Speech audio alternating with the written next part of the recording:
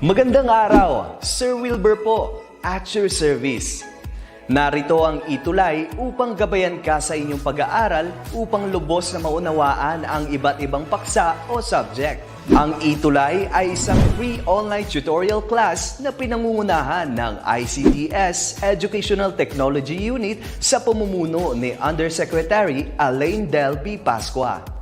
Ang programang ito ay hindi lamang para sa mga bata, kundi ito rin ay magsisilbing gabay sa mga magulang at mga guro kung paano nila ituturo o gagabayan sa bawat asignatura ang kanilang mga anak o mga estudyante. Sa kasalukuyan, ang self-learning module mula sa rehiyon ng Calabarzon at kilala sa tawag na pivot ang ginagamit sa ating ETUlay online class. Kaya ano pang hinihintay ninyo? Ihanda na ang inyong mga ballpen o lapis, papel o kwaderno at samahan kaming itulay ang pagkatuto para sa bawat batang Pilipino. Sama-sama tayong magtutulungan para malampasan ang mga hamon sa panahong ito. Halina't matuto kasama ang inyong online tutor sa oras na ito.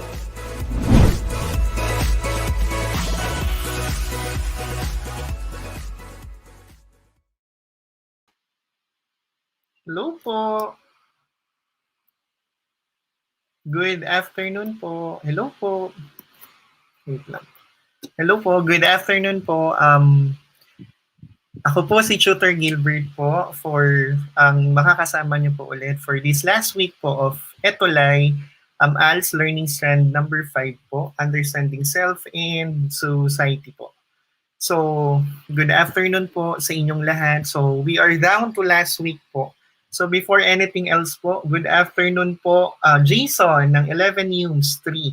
So good afternoon. So muli po, before anything else, I would like to greet our dynamic SDS po of SDO Les Piñas, Dr. Joel Torrecampo po, ang aming equally competent po na ESDS, Sir Juan C. Obierna. Magandang hapon po. Ang aming principal po sa Les Piñas Science High School and Les Piñas City Talondos Campus Senior High School, Ma'am Leonora Lustre po. And yung dati ko pong principal po, si Ma'am Jennifer T. Rispe. Good afternoon po. Good afternoon, Angel Soro of 11 UMS 3. Wow. Taray, good afternoon din, Sir Abel Tutor. Good afternoon po, Sir. So, binabati ko rin po ang aming ETS in ALS, si Sir JC Cabarles. So, good afternoon po. And to all my co-workers po and my students po in Les Piñas po, magandang hapon po. Good afternoon po, Ma'am Mary Jane M. Simbrana, 11 UMS 6. So, good afternoon po. So, our discussion for this afternoon is just a continuation of our discussion last week. So our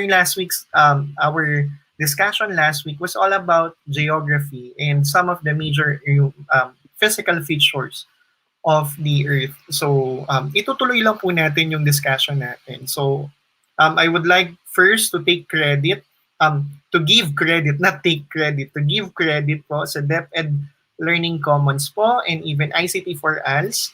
Doon po sa mga learning resources and references na ginamit ko po for my lesson for this afternoon. And of course, sa student ko na si Jacob De La Cruz for allowing me to use yung school icons na ginawa niya para sa aming eskwelahan. So, and slides go for my PowerPoint template presentation. So, good afternoon po. So, quick recap po muna tayo of our discussion last week. So, all about geography, kung natatandaan nyo pa. So, all you need to do is to key in kung ano po yung mga tamang sagot dyan po sa chat box po. Good afternoon po, Ma'am Aloha S. Manyo. Good afternoon po.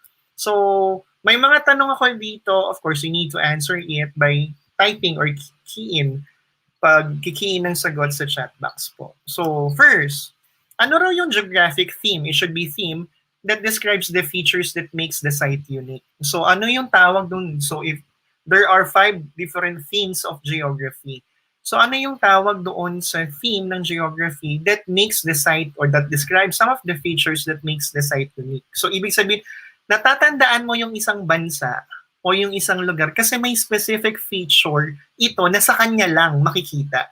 That's why matatandaan mo. So halimbawa, pag sinabi bang Bohol, anong bansa ito? Halimbawa, Chocolate Hills. Saang bansa ito?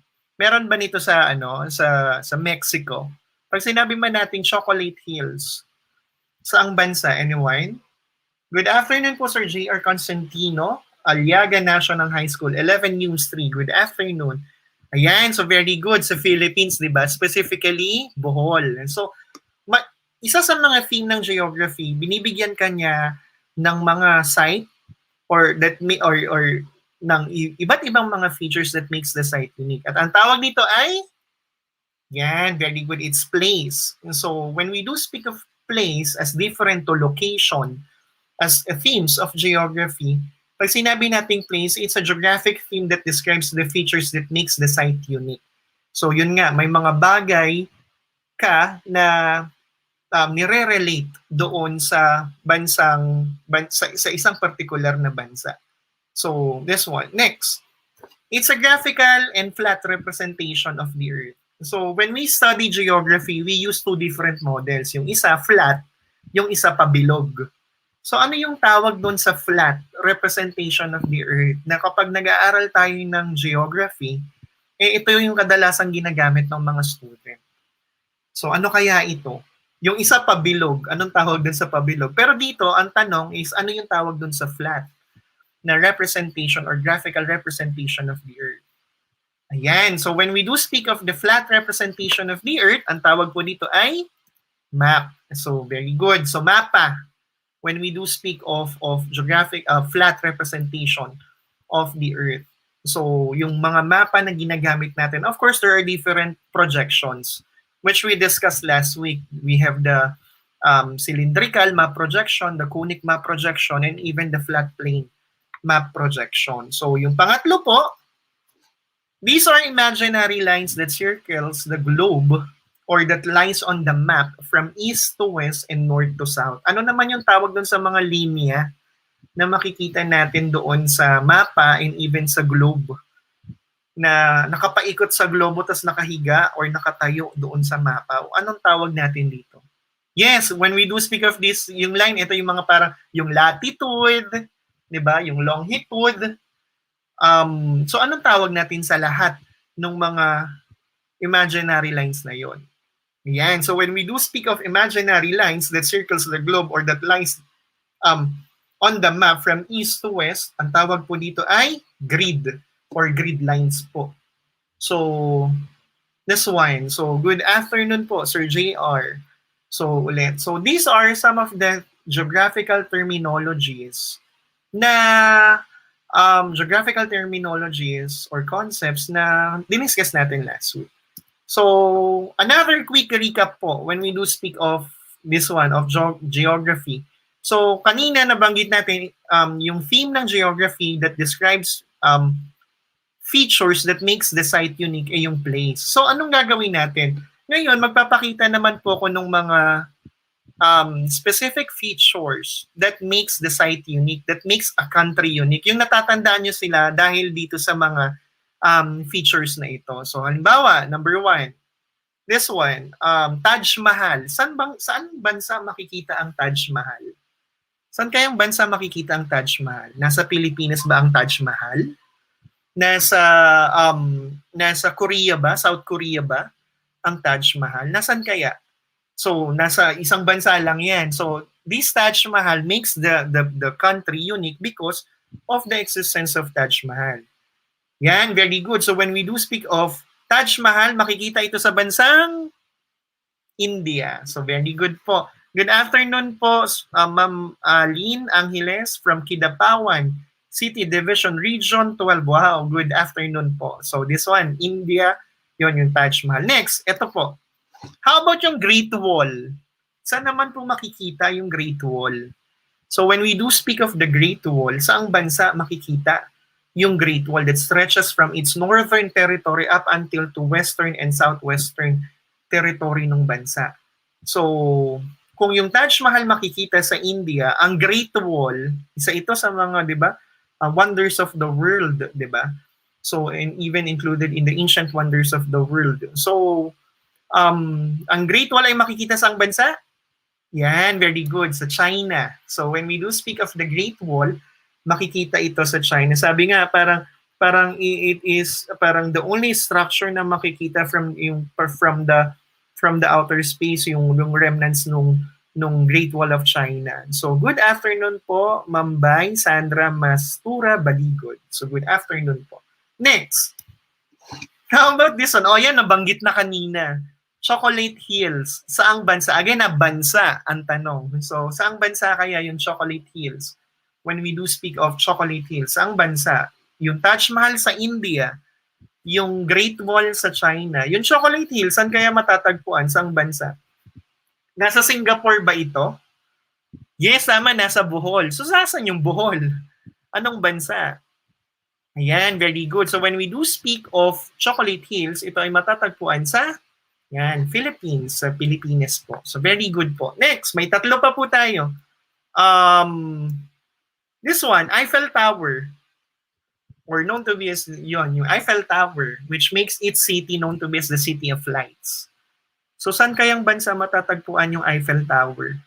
When we do speak of Eiffel Tower. Yes, sa Paris. So, saan yung Paris? Anong bansa?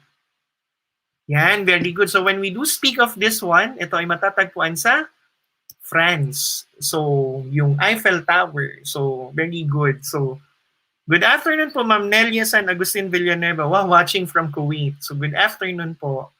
So, this one. Next. How about this one? Pyramid. Yung Pyramid of Giza. Saan naman ito matatagpuan? So, yung Taj Mahal sa India, yung Great Wall sa China, yung Chocolate Hills sa Philippines, yung Eiffel Tower sa France. How about yung Pyramid of Giza? Saang bansa matatagpuan? Saan kaya ito matatagpuan? Yan. So when we do speak of Pyramid of Giza, matatagpuan ito sa Egypt. So very good po. Sa Egypt po ito matatagpuan. And last one, last picture po. This one. So yung Christ the Redeemer. So, 'di ba nung last time nung Olympics, parang pinakita ito. So, this one, yung Christ the Redeemer. Yes, sa Rio de Janeiro. Saang bansa yung Rio de Janeiro? Na kung saan makikita yung Christ the Redeemer. Yan, very good. So, when we do speak of this one, ito ay matatagpuan sa Brazil. So, very good po. So, when we do speak of this again, it is parang pertains to the theme of geography na play. So which makes it describes specific features like Taj Mahal, Great Wall of China, Chocolate Hills, Eiffel Tower, Pyramid of Giza, and even Rio de Janeiro that makes the site or the country unique. Kasi hindi mo matatagpuan yan sa ibang bansa. Wala nang ibang Great Wall. So may ibang wall. Yung halimbawa, Berlin Wall. So sa Germany yun nakikita. So, wala na rin ibang Taj Mahal. So, it really makes the site unique. So, this is pertaining to the geographic theme known to be as place. Okay, so for this afternoon, itutuloy lang po natin yung discussion natin last week. So, about geography. So, our discussion for this afternoon will be known to be as Earth's main geographic features. Of course, with Tutor Gilbert. So, alternative learning system, learning strand number 5, understanding self and society po. So, when we do speak of our lesson. So, ano yung mga expected na matutunan natin for this afternoon? Ano ba yung mga inaasahan nating matututunan for this afternoon? One, of course, this will be our lesson objectives when we do speak of inaasahan nating matututunan for this afternoon. One, of course, to identify the physical geographical features of the Earth. Specifically, yung landforms and waterforms. Siyempre, hindi mawawala yan. Kung pinag-uusapan natin yung mga bansa, yung mga lugar, siyempre pag-uusapan din natin yung mga landforms and even waterforms. So, it's part of studying geography. So, second, it is to analyze prominent characteristics of the flags. So, of different countries. Good afternoon po, Ma'am Heavenly Heart Tanghian. So, good afternoon po. So, this will be our second objective, analyze the prominent characteristics of the flags of different countries. And last one, unlock and evaluate countries' fondly names. So, ano yung mga ibang tawag sa mga sa mga bansa sa Pilipinas. Yes, even our country, yung bansa natin may iba't iba rin siyang tawag. So halimbawa, ang perlas ng silanganan, 'di ba? The Pearl of the Orient Seas. So, ang Pilipinas may family names din. Actually, tatlo yung family names. And what is the reason behind that family name yung naging tawag sa kanila? So first, our first topic will be the major physical features of the Earth. So, pag tumitingin kayo ng globo or ng map when you observe or notice a globe or even a map, kadalasan nakakita kayo ng dalawang kulay. Kagaya dito sa picture na ito. Dalawang kulay blue tapos kulay green, di ba? So ano kaya yung representation when we do speak of color blue na makikita nyo madalas sa map? Pag color blue, it gives you the signal or idea na ito ay patungkol saan. Pag sinabi natin color blue, yan. So when we do speak of color blue, ito ay tumutugon sa mga water forms or even anyong tubig, di ba po? Yung mga anyong tubig. Kasi yung green, landforms, yung mga anyong lupa. So for this afternoon, ang unahin natin i-discuss ay yung mga landforms and even mga water forms of the Earth. So this one. Good afternoon po, Ma'am Heavenly Heart Tanghian from San Roque Central Elementary School, Davao City. Wow. So good afternoon po. So this one. So ano-ano yung mga landforms, ano-ano rin yung mga water forms. So let's proceed. So pag sinabi nating landforms or mga anyong lupa, ano bang ibig sabihin nito? So when we do speak of landforms or mga anyong lupa, so landforms are defined as the natural physical features of the world found on the surface of the Earth. So ibig sabihin na sa surface of the Earth, wala sa ilalim, no? So of the Earth created as a result of various forces of nature such as wind, water, ice, and movement of tectonic plates. So this is how we define landform. So ito yung mga land masses, yung mga anyong lupa na makikita natin when we study geography. So ano yung mga halimbawa ng mga landforms? Can you give one? Ano kaya yung mga halimbawa ng landforms? So, di ba? Ano kaya yung halimbawa nung landforms? Ayan. So, when we do speak of examples of landforms or types of landforms, we can identify na anong meron. We have mountains, yung mga bundok, di ba po? So, or mountain ranges, kabundukan. So, there is a big difference between mountain and mountain range and volcano, di ba? Parang magkakahawig lang sila tapos magkakatunog. So, hills, di ba? Even hills, di ba? So, yung mga burol, valleys, di ba? Yung mga lambak ilog, di ba? So, desert, disyerto, plains, kapatagan, di ba? Plateaus, yung mga talampas. So, these are marami pa actually mga iba pang mga types of landforms. But these are some of the examples when we do speak of landforms. Yan, tama po. Sabi ni Ma'am Heavenly Heart Tanghian, yung mga canyons. Really good po. Specifically located at North America. So, when we do speak of canyons. So, when we do speak of landforms, again po, these are defined as natural physical features found on the surface of the Earth created as a result of the various forces of nature, so such as wind, water, ice, movement, and tectonic plates, based on the theory of Alfred Wegener na plate tectonics theory po. So, this one. So, meron nga rin tayong tinatawag, hindi ba po na isthmus. So, as a type of landform, yung a narrow body of land that connects two large bodies of water. So, when we do speak of this one.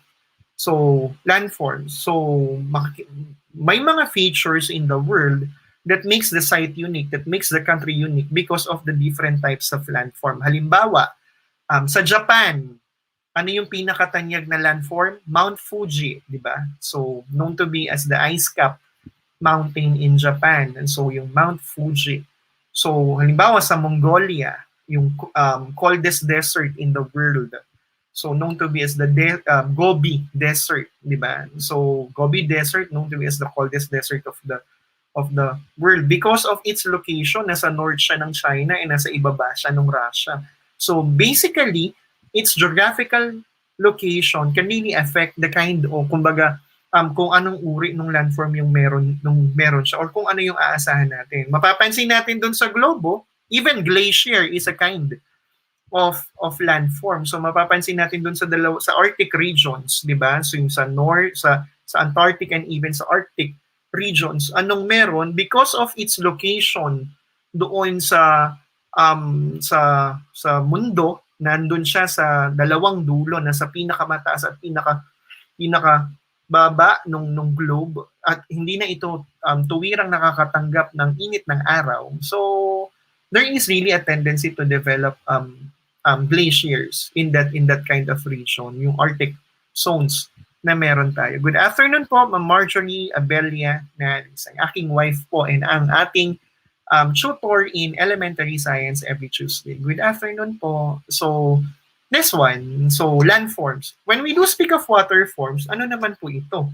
So, as different to landforms. So, if we have landforms, yung mga anyong lupa, when we do speak of waterforms, this pertains to the body of water or water body, often spelled as water body, is any significant or significant accumulation of water generally on the planet's surface. So, kanina landmass, ngayon naman accumulation of water, significant accumulation of water. So, we have karagatan, we have ocean, di ba? We have sea, dagat. Diba? So, mga anyong tubig yan, sabi ni Marjorie Abellanari. So, anyong tubig. So, we have, ano ba, mga ilog, yung mga rivers, di po ba? So, swamp is an example also of water form. So, this one. So, these are the two major physical features ng mundo that is very significant that when we study geography, ito yung ilan sa mga kumbaga madalas or palagi nating pinag-aaralan. So, this one, sabi ni Heavenly Heart, tanghian liquid gas or water. So, yan yung mga steam water po, yung mga tubig alat, tubig tabang, hindi po ba? So, that is included also in the water forms. Yung talon, yung mga falls, di ba? So, lake, di ba? So, these are included in the water form. So again, when we do speak of geography, we need to study different landforms and even water forms. To start with, the landforms, syempre, ang una yung pag-uusapan dyan ay yung mga yung large landmass that is surrounded by water. So when we do speak of large landmass, of course, it can consist of different countries. Diba? So this is considered as continent, diba? So the largest continent in the world will be, anong continent kaya yung pinaka-largest o yung pinaka-malaki? What is the largest continent in the world? So is it Africa? Is it Asia? Is it Europe? Is it North America? Is it South America? So when we do speak of largest, kumbaga yung largest continent in the world, it will be Asia. So Asia po ang itinuturing na largest continent in the world. So second largest will be Africa, third largest will be South America. So of course, when we do speak of this, so meron namang kung may malaking landmass, of course may mga maliliit na landmass. So actually it consists of tiny small lands that is surrounded by water, and that is what we know to be as archipelago, yung archipelago. So, or kapuluan in Filipino, di ba? Just like Philippines landform is known to be as what? Archipelago. So, binubuo tayo ng mga maliliit na mga pulo-pulo. So, of course, the largest island in the Philippines will be Luzon. So, this one. Okay, so aside from the different landforms and water forms in the world, pag mapapansin nyo, pag humawa kayo nung map ninyo or nung globe ninyo, ano yung kadalasan yung mapapansin dito? Nakakita kayo ng mga flags, di ba, nung bawat bansa.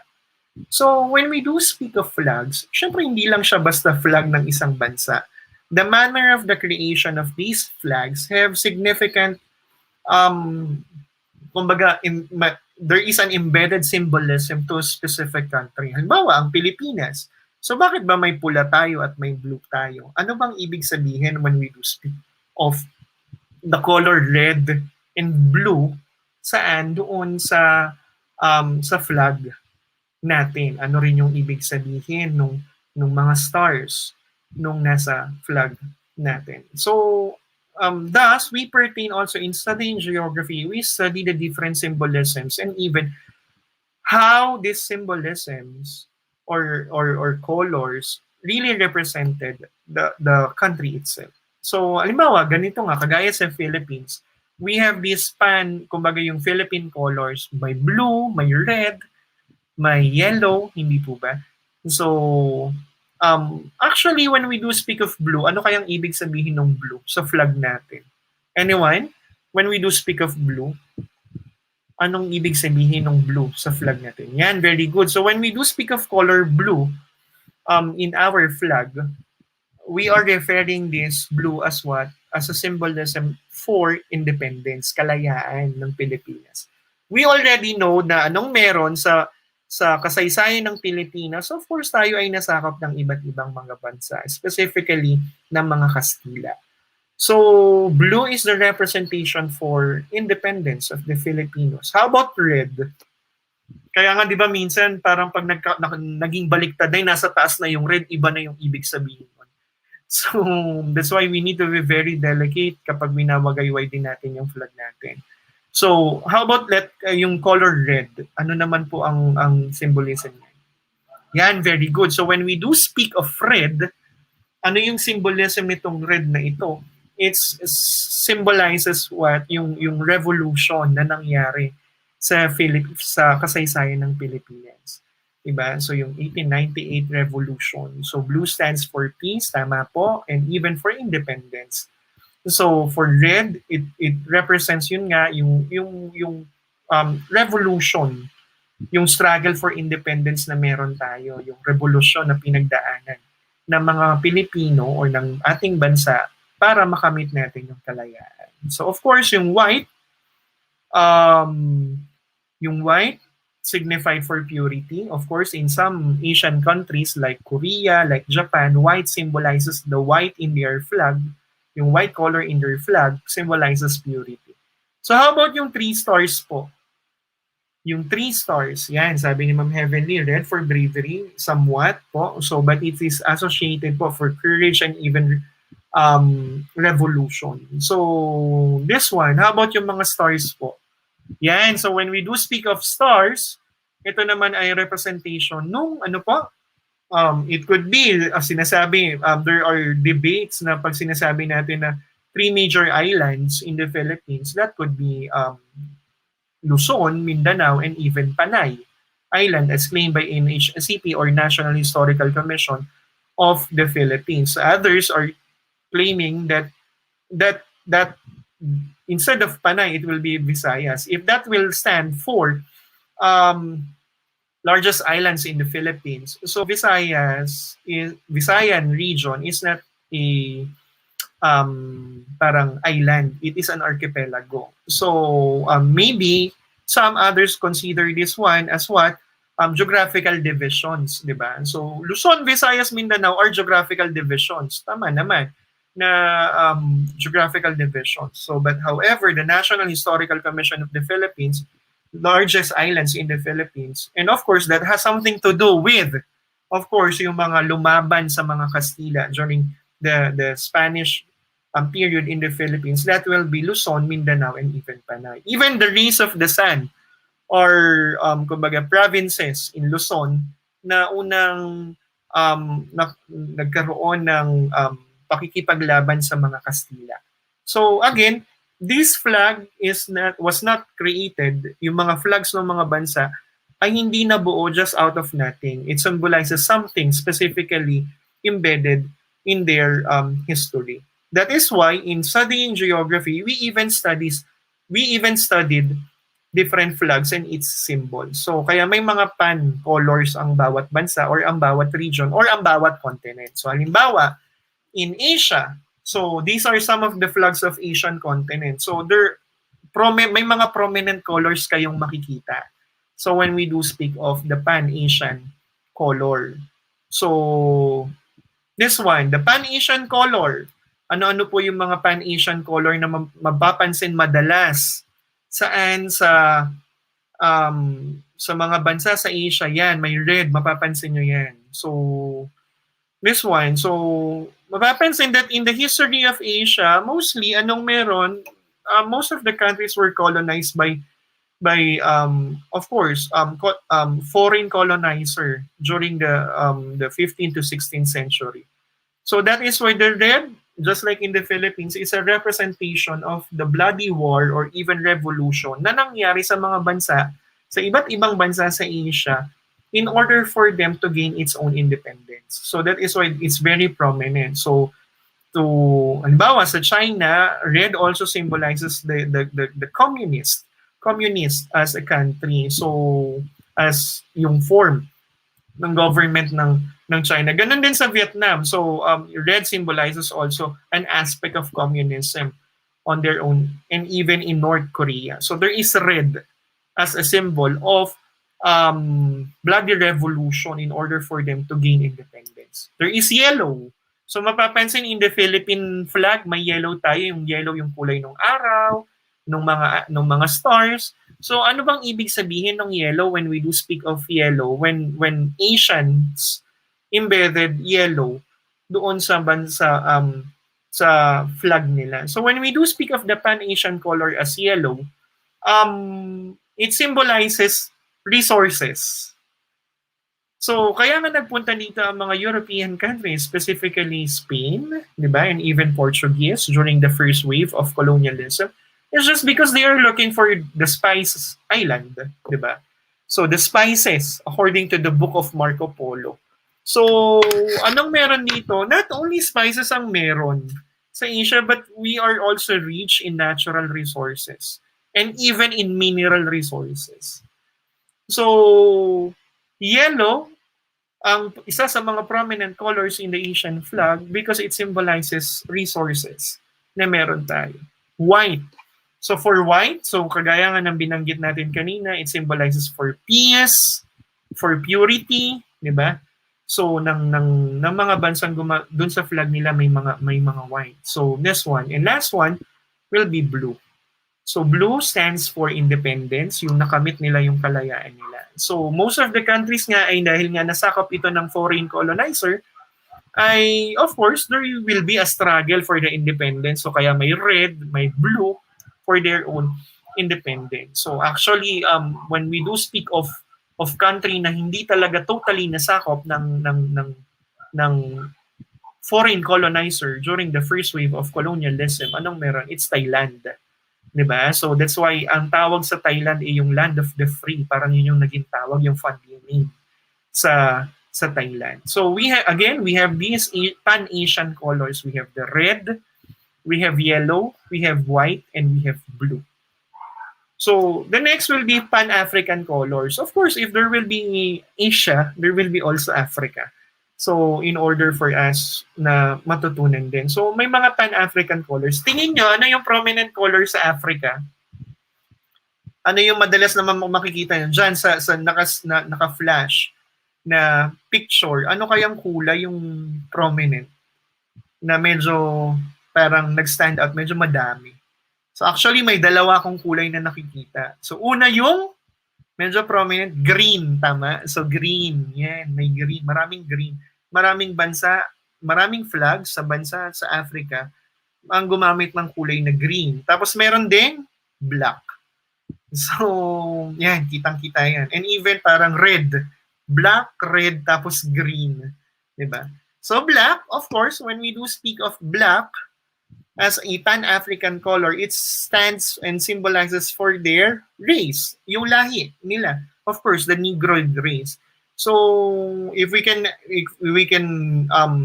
kumbaga, study, bakit ba maiitim yung mga nasa African countries? It's just because of the location of the continents, most specifically the countries. Bakit? Dahil nakahiga ito mismo doon sa equator. And when we do speak of countries lying on the equator itself, since the Earth is tilted towards right, nakapahalang, anong meron? Those countries lying at the equator,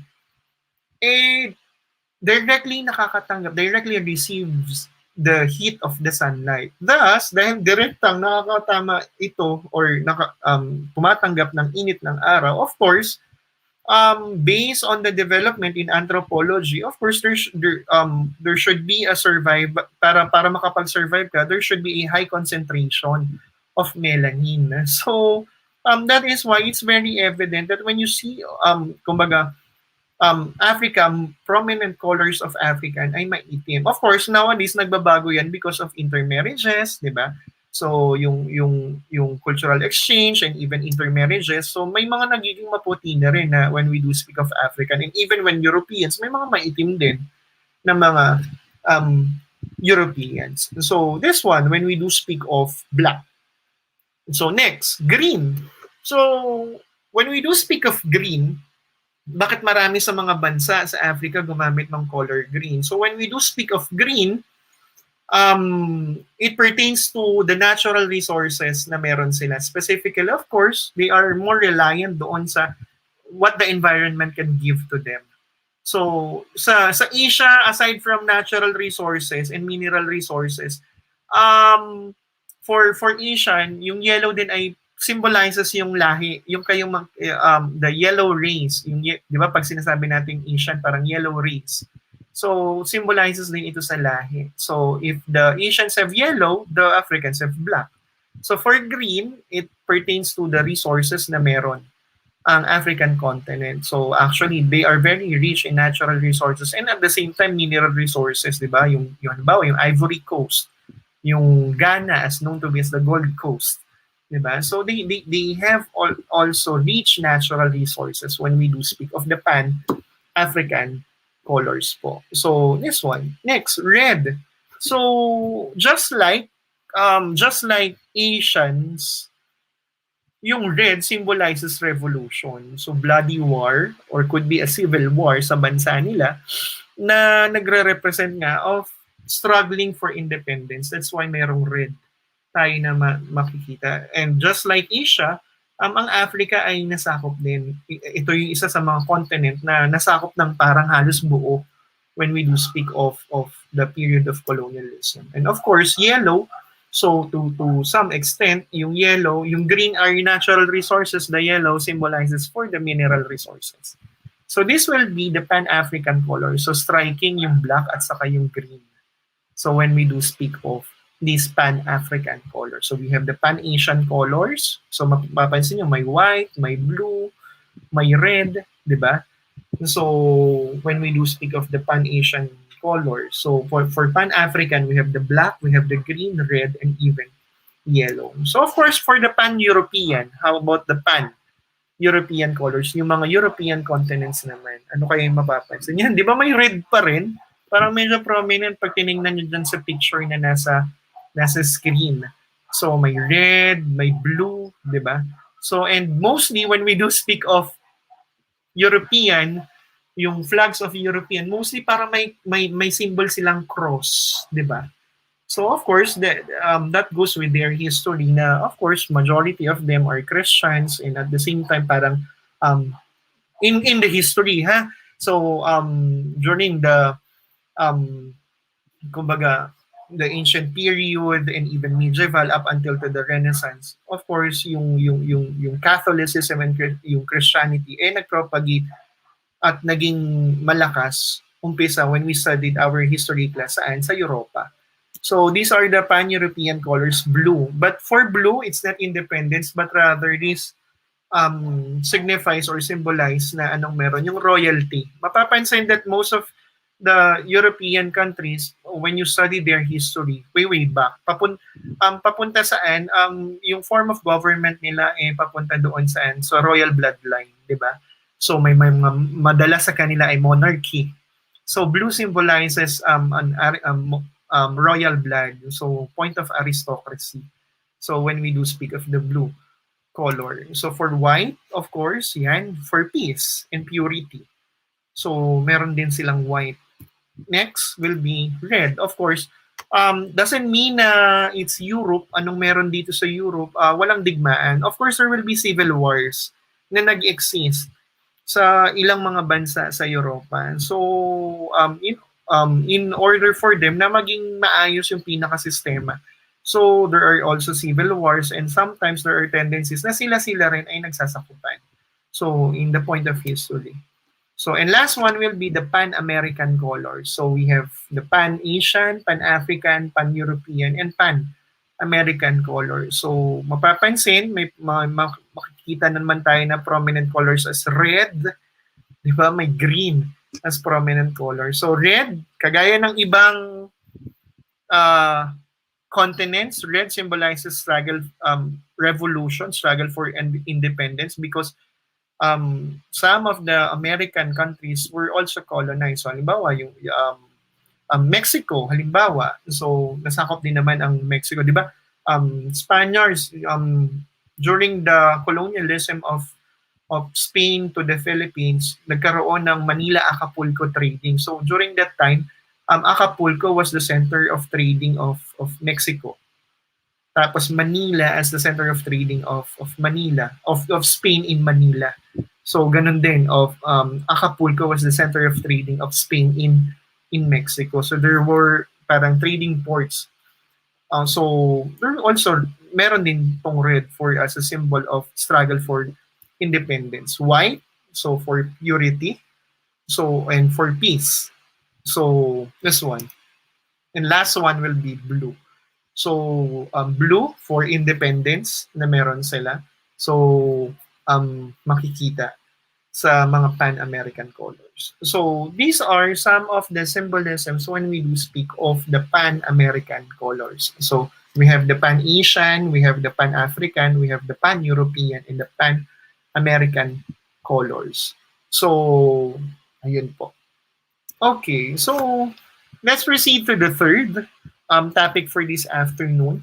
Our third topic for this afternoon will be, ano po ito, it pertains to the family names ng iba't ibang mga bansa. So, may mga pangalan ng mga bansa, halimbawa, Philippines. We were named after King Philip II of Spain, di ba? Philippines. So, anong meron? Aside from the name itself ng isang bansa, may iba't ibang mga katawagan na binibigay sa isang bansa. Depende or nang naaayon sa kasaysayan nito or could be on its geographical features. So, mababanag ito, makikita natin yung dahilan. Bakit ba ipinangalan sa bansang ito yung ganito? Or bakit ba tinatawag ang bansang ito ng ganito? It's just because may kaugnayan ito sa kasaysayan nito or sa geographical na katangian ng isang bansa. So when we do speak of the family name. So maraming bansa, if not all, maraming bansa ay may kanya-kanyang mga family names o may mga katawagan sa mga bansang ito. So start with sa Philippines. So halimbawa sa Philippines, so aside from we were named after King Philip II of Spain, so yung Pilipinas, may iba't iba pa itong naging katawagan. So halimbawa, ano yung mga naging katawagan sa sa Pilipinas? Yan, Pearl of the Orient Seas, di ba? So or Perlas ng Silanganan.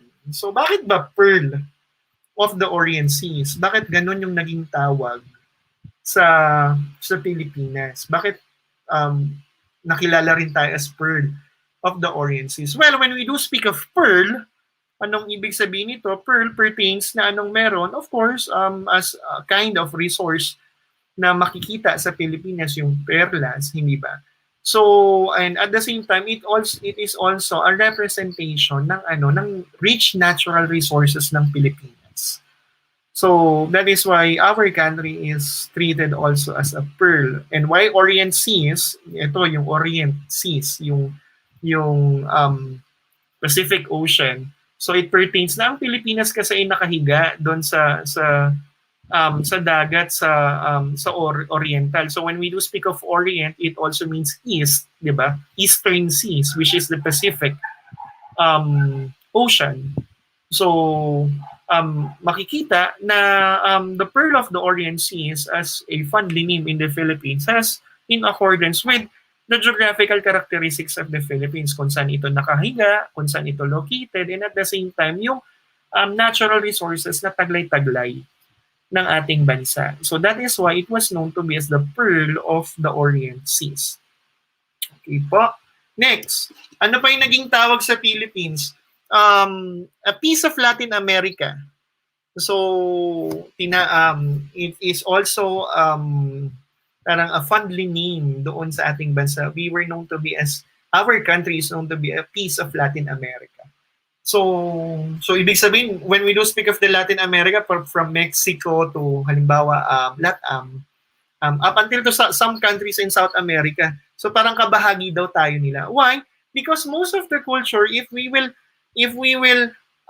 trace our culture, somewhat related yung culture natin ng doon sa mga Mexicans, di ba?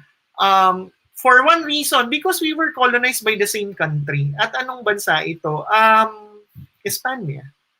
So we were colonized by Spaniards. So during the 15th century to 16th, 'di ba? Century. So traditionally, anong meron? Bakit hindi yung Indonesia? Bakit hindi yung... Yes, we have also similarities with Southeast Asian countries. Kaya nga kabilang tayo doon. So when we do speak of regions in Asia. So but when we do speak of a piece of Latin America, because we were the only country colonized by Spain in Asia, may iba pa bang nasakop na bansa ang Kastila or ang bansang Espanya sa Asia bukod sa Pilipinas?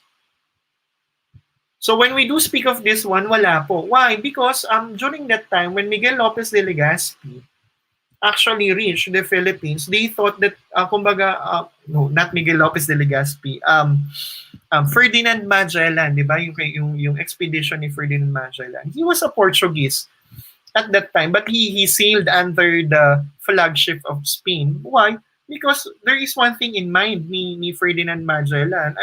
He wanted that when he sailed, kapag nagsimula siyang maglalayag lang siya sa isang direction at makakabalik siya kung saan siya nagsimula. So he wanted to prove at that time that the world was round. So many thought that the world was flat. So that is why under the first treaty between Spain and Portugal, they divided the world into two. Those lying at the east and those lying at the west. So lahat ng nasa east, mapupunta sa Portugal. Lahat ng nasa west, mapupunta sa Spain. So ano yung nasakop ng Espanya? Yun, yung mga nandun sa Latin American region, yung from Mexico papunta sa South America, lahat yung nasakop ng Spain. However, dun sa expedition ni Ferdinand Magellan, sinunod niya lang naman. He traveled westward. So until he reached Philippines. So pansinin niyo yung mapa, if it's not flat, ibilog niyo yan. So makakarating talaga si Ferdinand Magellan. And his expedition proved, yung first circumnavigation of the world, his expedition proved that the world was round. That is why the Treaty of Tordesillas, which divides the world into two, east and west, napalitan nung pangalawang treaty. So under the second treaty, what has been the agreement, it is only the Philippines na bansa ang tanging sasakupin ng Castilla sa east. Aside from that, balik na doon sa dating hatian. So they decided to set another treaty, and that's Treaty of Saragossa. So that has been the history about Philippines known to be as a piece of Latin America. So this one, when we do speak of Philippines as a piece of Latin America. So first Malayan Republic, ayan, yung 1898, diba? So, we were the first Malayan race in Southeast Asia, diba, na nakapag-seek ng independence. So, it was followed by different countries, diba? So, but we were the first Malayan race na nakalaya sa colonizer natin. So, that is why Philippines also known to be as the first Malayan republic because of the efforts of those who fought doon sa kalayaan ng ating bansa. So I hope we value that, na yung mga efforts ng ating mga ancestors wag nating ibigay basta ang ating bansa sa kahit sino mang dayuhang mananakop. Okay, so this one. So when we do speak of this country, it's Thailand. So when we do speak of Thailand, ano naman po yung fondly name ni Thailand, Land of the Free. So as what mentioned a while ago, Thailand was the only Asian country that was never, or yes, or in Southeast Asian country that was never colonized by any foreign power at that time. Actually, in essence, technically, Thailand, based on its history, gave its territory, its northern and some parts of the southern territory, but not colonizing the mainland, Thailand. So eventually, Thailand acquired its fondly name known to be as the Land of the Free, or Muay Thai, or Muang Thai. So, known to be as the Land of the Free. So, other references ay tinatawag din ang Thailand na Land of the Smiles. So, because while Asia was suffering at that time during the period of colonialism, Thailand was never colonized. So, this one, as Thailand, as another funding name po ng isang bansa. So, we have Philippines, we have Thailand. So, next, Japan. Sa tingin nyo, parang lagi itong ginagamit yung funding name na ito, di ba? So, pag sinabi nating Japan, yan. So, when we do speak of Japan, ang funding name nito ay yung Land of the Rising Sun. Diba? So, actually, sa flag pa lang nila, makikita nyo, isang puti, tapos may bilog na pula. Diba? The red represents not revolution, but rather the sun. White for its purity. So, Land of the Rising Sun. So, bakit ba Land of the Rising Sun? Because ito ay wala namang kinalaman sa kasaysayan. So, when we do speak of Land of the Rising Sun, ito ay tumutugon saan? Sa geographical feature nung bansa. So, when you look at your map, yung flat representation of the Earth, Japan is ito yung bansa na nasa silangan, bahagi ng mapa nyo. Parang siya yung nandun sa dulo, tapos nasa taas. Diba? So, nasa taas na siya, tapos nandun pa siya sa dulo. So, basically, based on our science, kumbaga ano yung na-observe natin at sinasabi din sa atin ng ating mga science teachers, based on, kumbaga, yun nga, observation, the sun rises at the east. So, and it sets at the west. So, that is why Japan was known to be as the Land of the Rising Sun. Nasa taas na siya ng mapa, nasa pinaka-kanan pa siya. So, it was known to be as the Land of the Rising Sun. So, where the sun rises. So, of course, kung titignan nyo, kung ang Japan ay nasa ang Land of the Rising Sun, ano naman yung bansa na kung saan lumulubog yung araw? Actually, there is a country known to be as the Land of the Setting Sun. So, ito yung Turkey. So, siya naman yung nandun sa dulo pagdating sa Asia. Tapos, nasa kanluran naman or nasa west ng mismong Asia. So again, ang point of reference nito ay Asian continent. So this one, when we do speak of Japan, so yung fondly name. China. So ano kaya yung fondly name ng China? Actually, yung Japan at saka yung China, yung fondly name nito talagang matunog. So madalas pinag-uusapan when we do speak of history. Diba? So when we do speak of China as yung fondly name ng China, ito ay tinatawag na Land of the Sleeping Giant. So tulog ba sila? So could be possible yung iba when I ask my students about this, bakit ba sila sleeping giant? So una, giant because of its population, 'di ba? Makikita naman based on world population, China has the highest number of people all over the world. So, kaya tinawag tong giant. So, why sleeping? Sabi mo estudyante ko, singkit daw kasi. So, actually sleeping, we can associate it doon sa onset ng economy nila based on history. So, dati, we are not pertaining yung sleeping ngayon. Kaya nga nagbago yan when we do speak of the fondly name. So, dati kasi, China cannot able to maximize its fullest potential pagdating sa labor force because dun sa population nila. But eventually, siguro, hindi pa lang talaga sila gising at that time. So, ngayon that China is could consider to be as number one in economy and a world power now in terms of economy because of its different networks and tie-ups with other countries. Yan, nagbago na yung fondly name niya. So, Land of the Awakening Giant or Awakened giant, nagising na yung dating natutulog na higante. So giant pa rin sila because the population, anong meron, sila pa rin yung pinakamalaki. So awakening or awakened ay anong meron, because buhay na yung ekonomiya nila and they tend to be a world superpower in terms of economy. So, that's one. Next. Ayan. So, ang last country po natin ay Sri Lanka.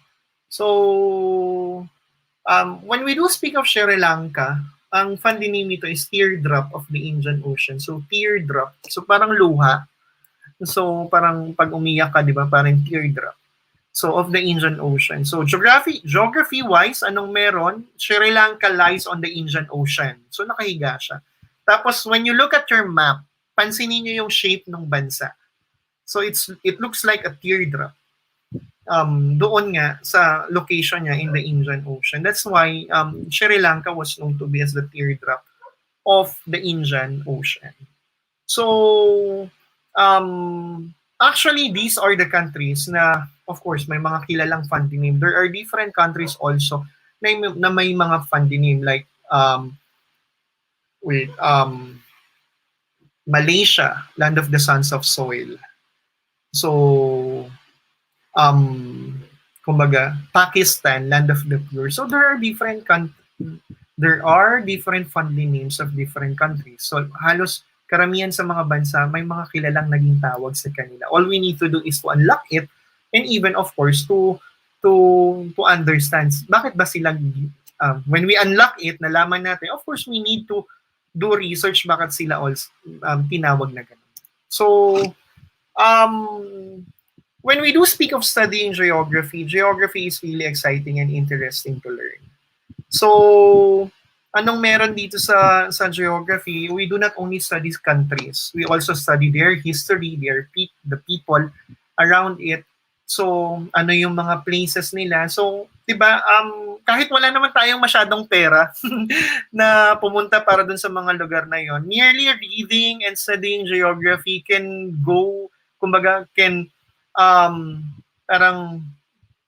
parang kaya kanyang dalhin to different places.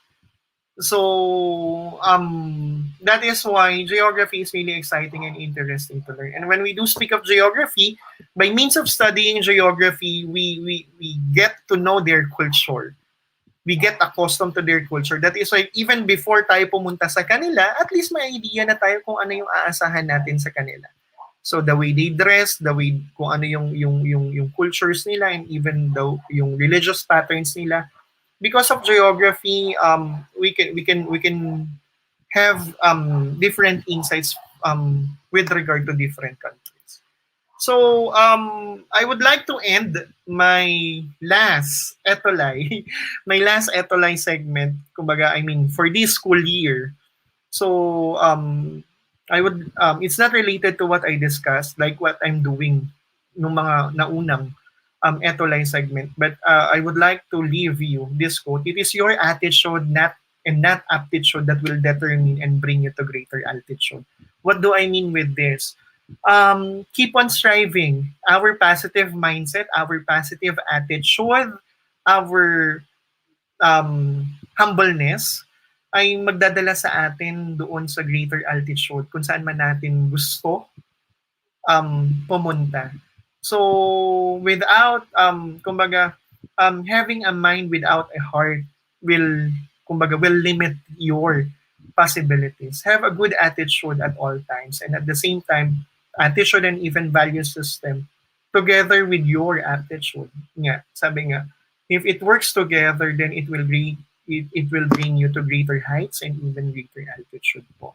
So with this po, I would like to take this opportunity to thank all the ETUlay producers, ETUlay technical directors po. Maraming salamat po for this humbling and wonderful opportunity po na ipinagkaloob po sa akin and even sa aming mag-asawa to take part to this wonderful program po para maitawid po natin yung quality education during this time of pandemic.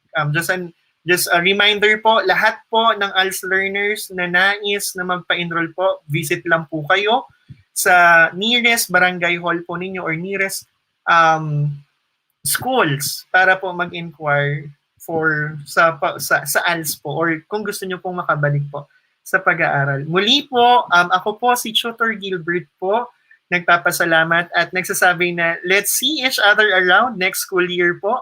Maraming salamat po sa lahat po ng bumubuo ng ETUlay. Wag po kayong aalis because digital citizenship will be the next one to discuss. Salamat po!